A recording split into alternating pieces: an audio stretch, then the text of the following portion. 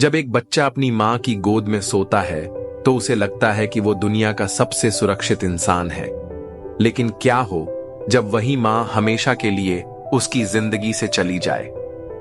यह कहानी है रवि की, एक मासूम बच्चा जिसकी दुनिया उसकी मां से शुरू होती थी और उसी मां के चले जाने से बिखर जाती है।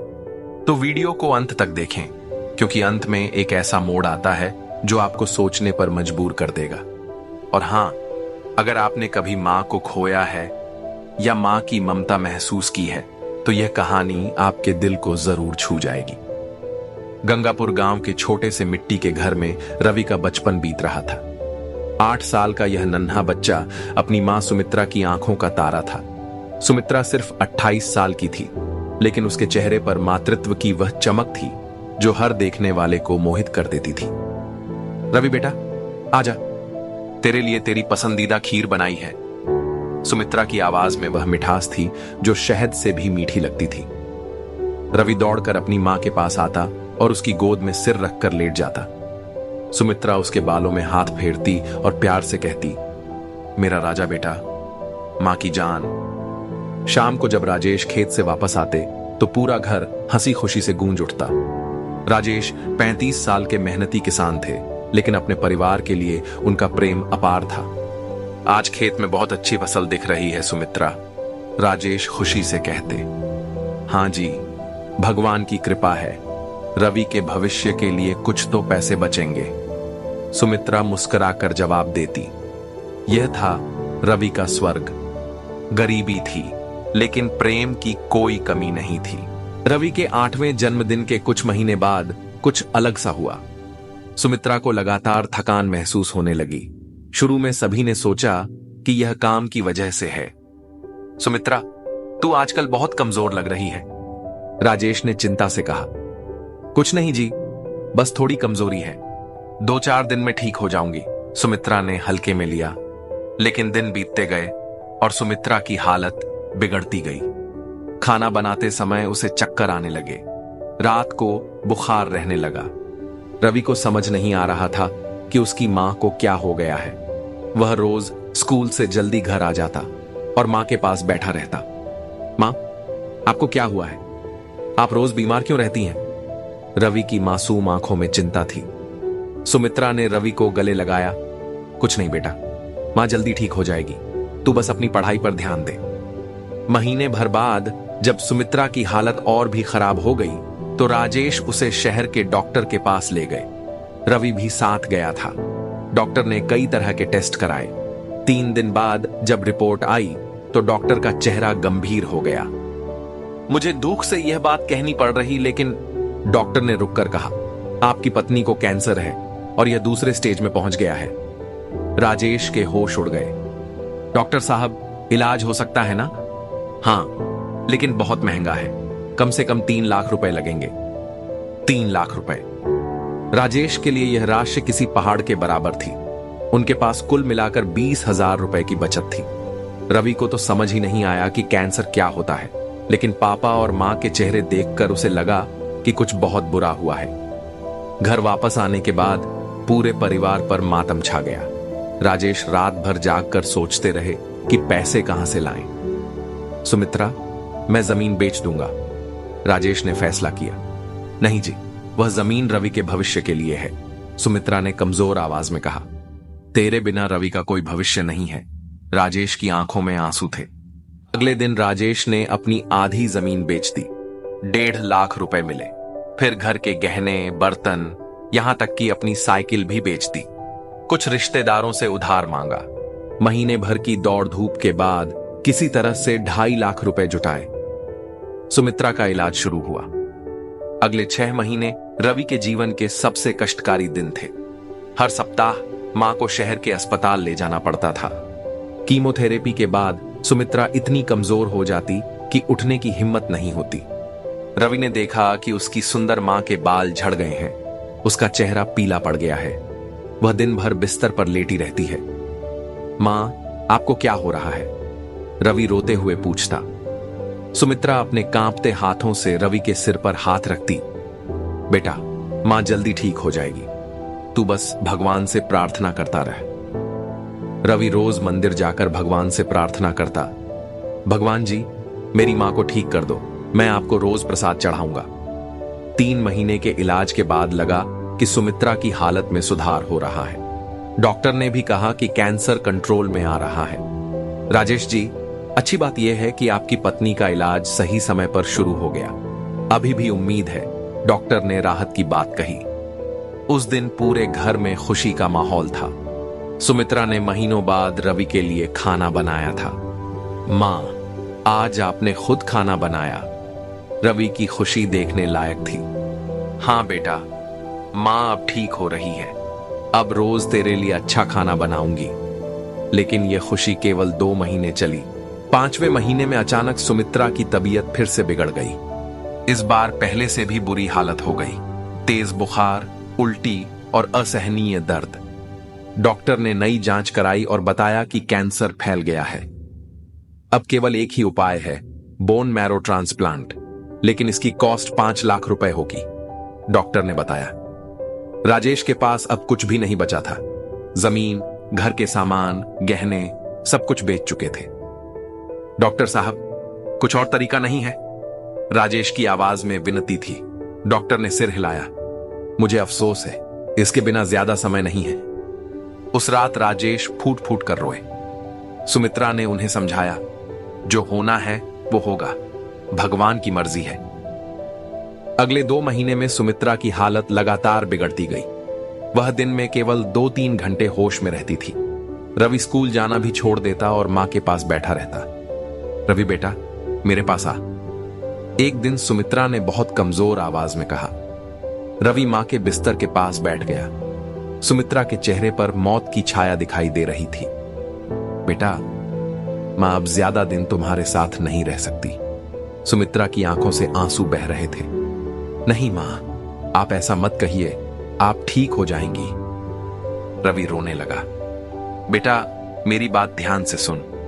सुमित्रा ने रवि का हाथ अपने हाथ में लिया। मां भगवान के पास जा रही है, लेकिन हमेशा तेरे साथ रहेगी। तू जब भी मुसीबत में होगा, मां तुझे रास्ता दिखाएगी। मां, मैं आपके बिना कैसे रहूंगा? रवि की हिचकियां नहीं रुक रही थी। तू मेरा बहादुर बेटा है। अपने पापा का ख्याल रखना और हमेशा सच बोलना, झूठ कभी मत बोलना। मां का यह वादा है ना? रवि ने सिर हिलाया। और एक बात, अगर कभी तेरे पापा दोबारा शादी करें तो उन्हें गलत मत समझना, उन्हें भी साथ की जरूरत होगी।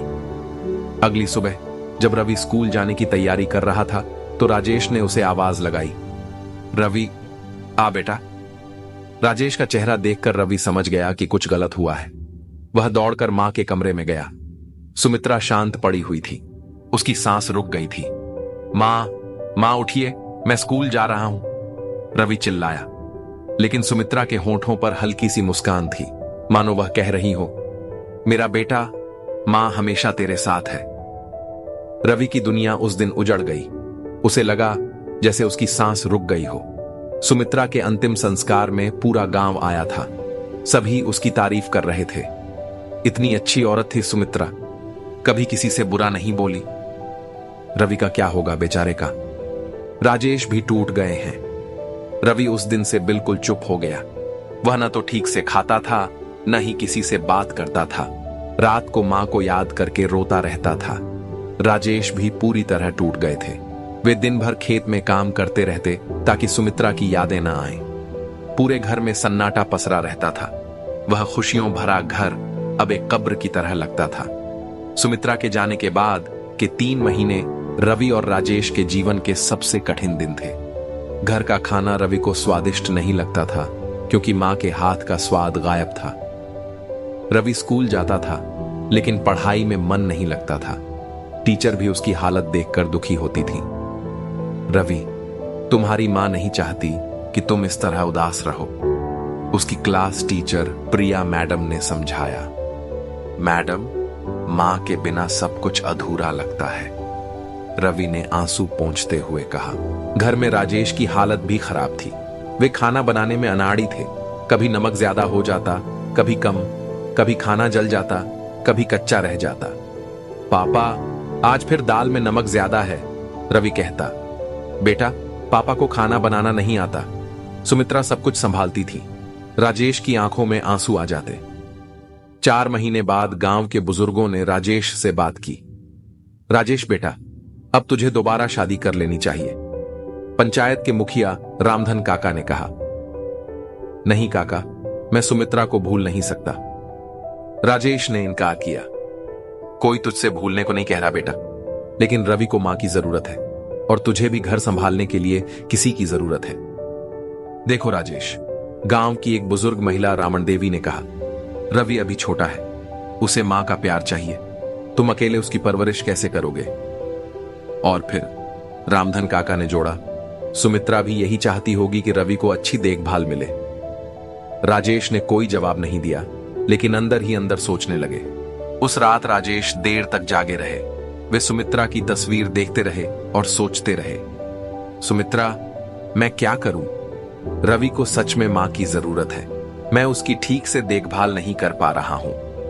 वे याद करने लगे कि सुमित्रा ने अंतिम दिनों में क्या कहा था, अगर कभी तेरे पापा दोबारा शादी करें तो उन्हें गलत मत समझना। शायद सुमित्रा सही कह रही थी, राजेश ने मन में सोचा।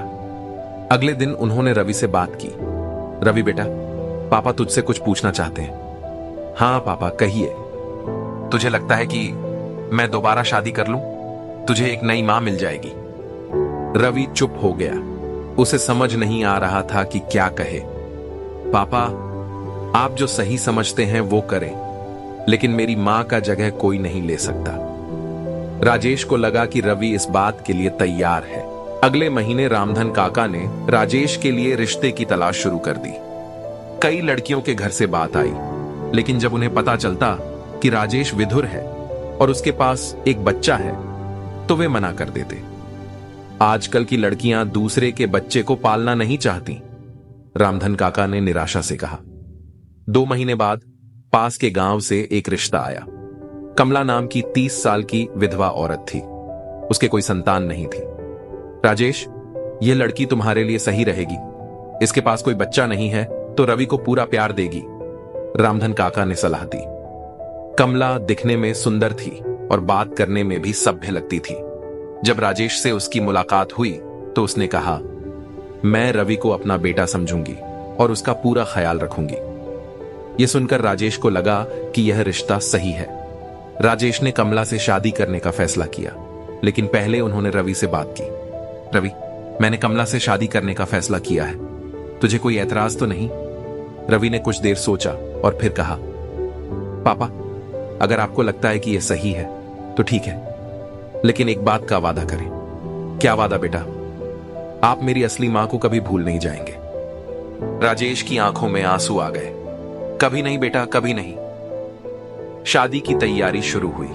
राजेश के पास ज्यादा पैसे नहीं थे, इसलिए बहुत सादे तरीके से शादी तय हुई। कमला की कोई खास मांग भी नहीं थी। वह केवल कहती थी, मुझे सिर्फ एक घर चाहिए और रवि जैसा बेटा। शादी से पहले कमला रवि से मिलने आई। रवि पहली बार अपनी होने वाली सौतेली मां को देख रहा था। कमला ने रवि को गले लगाया और कहा, रवि बेटा, मैं तुम्हारी नई मां बनूंगी, तुम्हें कोई कमी महसूस नहीं होने दूंगी। रवि को कमला अच्छी लगी। वह मुस्कुराकर बोली, आंटी, आप बहुत अच्छी हैं। आंटी नहीं, मां कहो, कमला ने प्यार से कहा। लेकिन रवि को अजीब लगा। वह कैसे किसी और को मां कह सकता है? मैं आपको पहले आंटी कहूंगा, फिर देखते हैं, रवि ने मासूमियत से कहा। कमला ने मुस्कुराकर कहा, ठीक है बेटा, जब तुम्हारा मन होगा। उस दिन कमला ने रवि के लिए मिठाई लाई थी और उसके साथ खेला भी था। रवि को लगा कि शायद यह सच में अच्छी औरत है। सुमित्रा की मृत्यु के 8 महीने बाद राजेश और कमला की शादी हुई। यह बहुत सादा समारोह था। केवल कुछ रिश्तेदार और गांव वाले आए थे। रवि उस दिन बहुत उदास था। उसे लग रहा था कि वह अपनी असली मां के साथ धोखा कर रहा है। शादी के समय जब कमला घर में आई तो उसने सबसे पहले रवि को गले लगाया। रवि बेटा, आज से यह मेरा घर है और तुम मेरे बेटे हो, कमला ने कहा। गांव की औरतों ने तारीफ की। राजेश को अच्छी पत्नी मिली है, रवि का अच्छा ख्याल रखेगी। उस रात राजेश ने रवि से कहा, बेटा, अब कमला तुम्हारी मां है, उसका सम्मान करना और बात मानना। रवि ने सिर हिलाया, लेकिन अंदर से वह कंफ्यूज था। शादी के बाद पहले कुछ हफ्ते कमला ने रवि का बहुत ख्याल रखा। वह उसके लिए स्वादिष्ट खाना बनाती, उसके कपड़े धोती और स्कूल जाते समय उसे प्यार से तैयार करती। रवि बेटा, खाना खाकर जाना और स्कूल में किसी से लड़ाई नहीं करना, कमला रोज कहती थी। रवि को लगा कि शायद सच में उसे एक अच्छी मां मिल गई है। वह धीरे धीरे कमला को मां कहने लगा था। राजेश भी खुश थे। उन्हें लगता था कि उन्होंने सही फैसला किया है। घर में फिर से खुशी का माहौल लौट आया था। देखा, मैंने कहा था ना कि कमला रवि का अच्छा ख्याल रखेगी, रामधन काका ने राजेश से कहा। हाँ काका, आपकी सलाह सही थी। अब रवि भी खुश है, राजेश ने राहत की सांस ली। लेकिन यह खुशी केवल 2 महीने तक चली। 2 महीने बाद जब कमला को लगा कि अब उसकी जगह पक्की हो गई है, तो उसका रवैया बदलने लगा। पहले वह रवि के छोटे मोटे गलतियों को नजरअंदाज करती थी, लेकिन अब चिल्लाने लगी। रवि, तूने फिर से किताबें इधर उधर फैला दी। कमला का स्वर कड़ा हो गया था। मां, मैं अभी समेट देता हूं, रवि ने घबरा कर कहा। मां मत कर, पहले काम करना सीख, कमला ने डांटा। रवि को अजीब लगा। क्या ये वही कमला थी जो 2 महीने पहले उसे इतना प्यार करती थी? धीरे धीरे कमला की डांट फटकार बढ़ती गई। अब वह रवि के छोटी सी गलती पर भी बहुत गुस्सा करती। राजेश खेत में काम करते रहते थे, इसलिए उन्हें पता नहीं चलता था कि घर में क्या हो रहा है। तीसरे महीने में कमला का व्यवहार और भी बुरा हो गया। अब वह रवि को खाना भी देर से देती थी। मां, मुझे भूख लगी है, रवि ने एक दिन कहा। अभी खाना तैयार नहीं है, बैठकर इंतजार कर, कमला ने रूखे स्वर में कहा। जबकि खाना तैयार था, लेकिन वह पहले राजेश का इंतजार कर रही थी। रवि को भूखा बैठाए रखा। कभी कभी रवि के कपड़े धोना भी भूल जाती। बेचारा रवि गंदे कपड़े पहनकर स्कूल जाता था। रवि, तुम्हारे कपड़े बहुत गंदे हैं, स्कूल के बच्चे मजाक उड़ाते। रवि शर्म से सिर झुका लेता। वह घर आकर कमला से कहता, मां, मेरे कपड़े धो दो ना। खुद धो ले, तू कोई राजकुमार है क्या? कमला चिल्लाती। रवि की आंखों में आंसू आ जाते। उसे अपनी असली मां याद आ जाती, जो उसके लिए सब कुछ करती थी। एक दिन रवि स्कूल से जल्दी घर आ गया क्योंकि टीचर बीमार हो गई थी। घर पहुंचकर उसने देखा कि कमला अपने लिए अच्छा खाना बना रही है, लेकिन उसके लिए बासी रोटी और दाल रखी हुई है। मां, ये क्या है? रवि ने पूछा।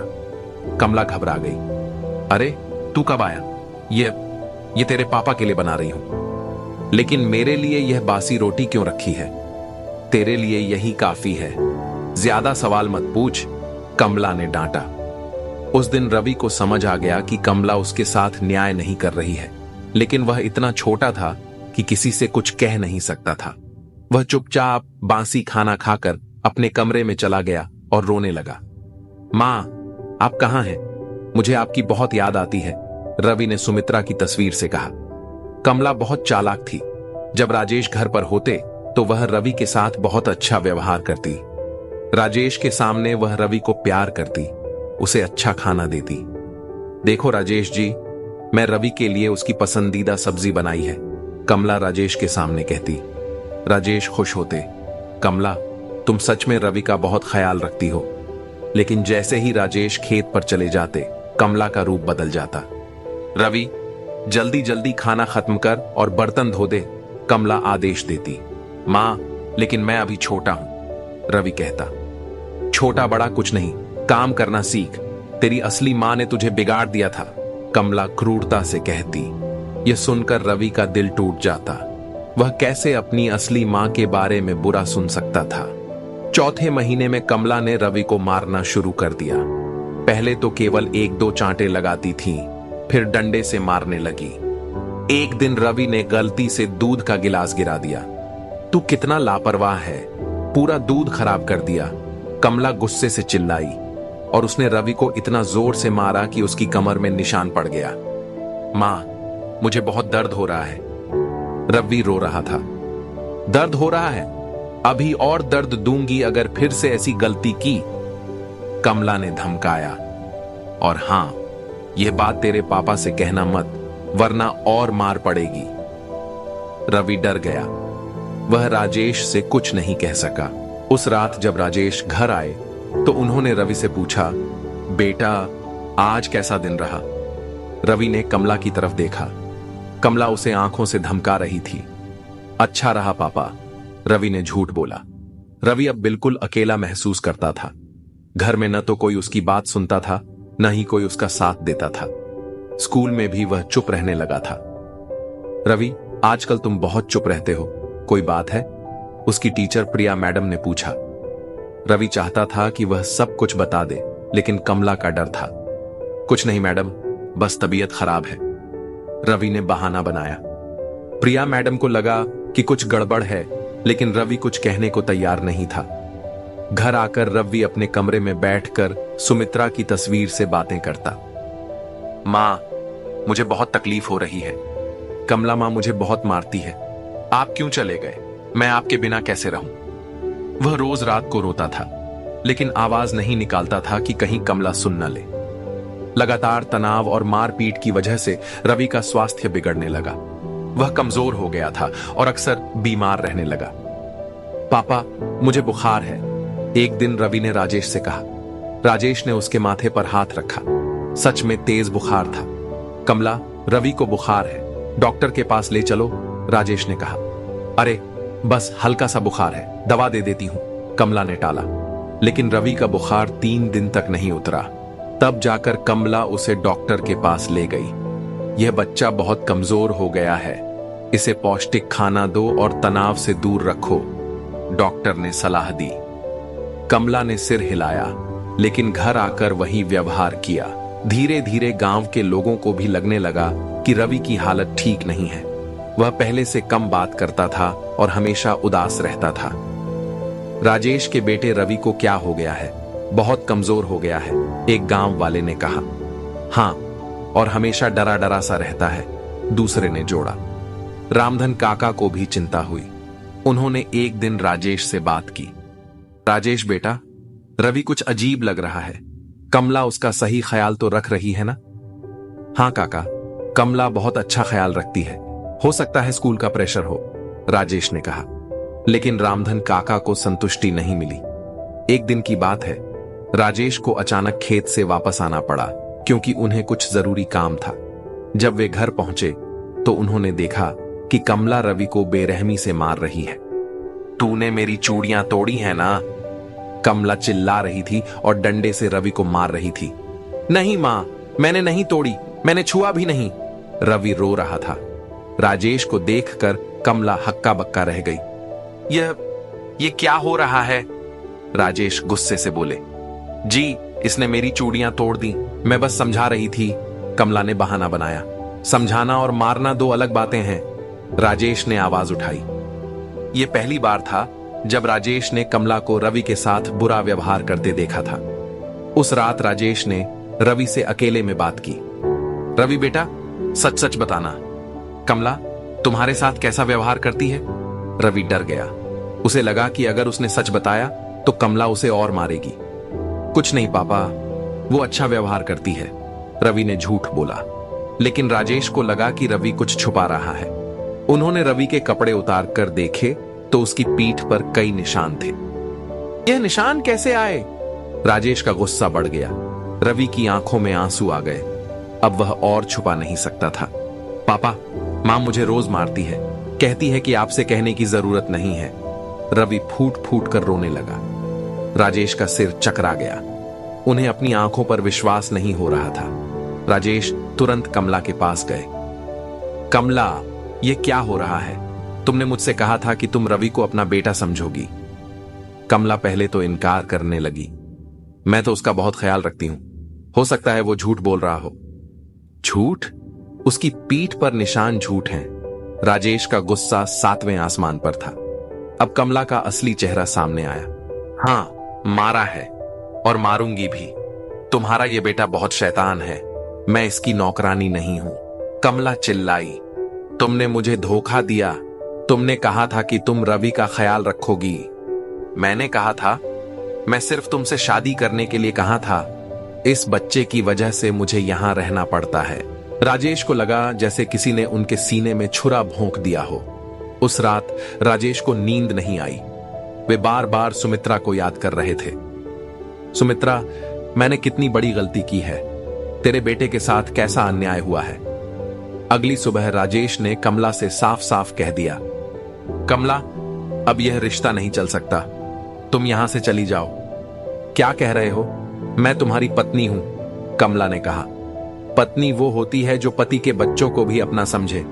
तुमने सिर्फ धोखा दिया है। ठीक है, मैं चली जाऊंगी, लेकिन याद रखना, अब तुम्हें कोई औरत नहीं मिलेगी, कमला ने गुस्से में कहा। मुझे किसी की जरूरत नहीं है, मैं और मेरा बेटा अकेले रह लेंगे। उसी दिन कमला घर छोड़कर चली गई। कमला के जाने के बाद रवि को राहत मिली, लेकिन राजेश को बहुत पछतावा हुआ। उन्हें लगा कि उन्होंने अपने बेटे के साथ अन्याय किया है। रवि बेटा, पापा माफी मांगते हैं, मैंने तुम्हारी बात नहीं सुनी, राजेश ने आंसू भरी आंखों से कहा। पापा, आपको माफी मांगने की जरूरत नहीं है, आप नहीं जानते थे। रवि ने पापा को गले लगाया। बेटा, अब मैं कभी भी तुम्हें अकेला नहीं छोड़ूंगा, हम दोनों मिलकर रहेंगे। उस दिन के बाद राजेश ने खुद खाना बनाना सीखा। रवि का पूरा ख्याल रखने लगे। वे अब कभी भी रवि को अकेला नहीं छोड़ते थे। आज रवि 16 साल का हो गया है। वह एक होशियार और समझदार लड़का बन गया है। राजेश ने दोबारा शादी नहीं की। वे और रवि दोनों मिलकर खुशी से रहते हैं। रवि अब भी अपनी असली मां सुमित्रा को याद करता है। वह जानता है कि सौतेली मां कभी भी असली मां की जगह नहीं ले सकती। पापा, मुझे खुशी है कि आपने उस औरत को घर से निकाल दिया, रवि ने एक दिन कहा। बेटा, मैंने सीखा है कि रिश्ते जल्दबाजी में नहीं बनाने चाहिए। तेरी मां सुमित्रा जैसी औरत दोबारा नहीं मिल सकती। आज भी रवि और राजेश रोज सुमित्रा की तस्वीर के सामने प्रार्थना करते हैं। मां, आपका प्रेम आज भी हमारे साथ है। आपने दूर से ही हमारी रक्षा की। यह कहानी हमें सिखाती है कि मां का प्रेम इस दुनिया में सबसे पवित्र होता है। कोई भी व्यक्ति किसी मां की जगह नहीं ले सकता, और बच्चों के साथ क्रूरता करने वाले लोगों को अंत में सजा जरूर मिलती है। मां एक ही होती है, उसकी जगह कोई नहीं ले सकता। धन्यवाद। अब आप सभी कमेंट करके बताएं कि आपको यह वीडियो कैसी लगी।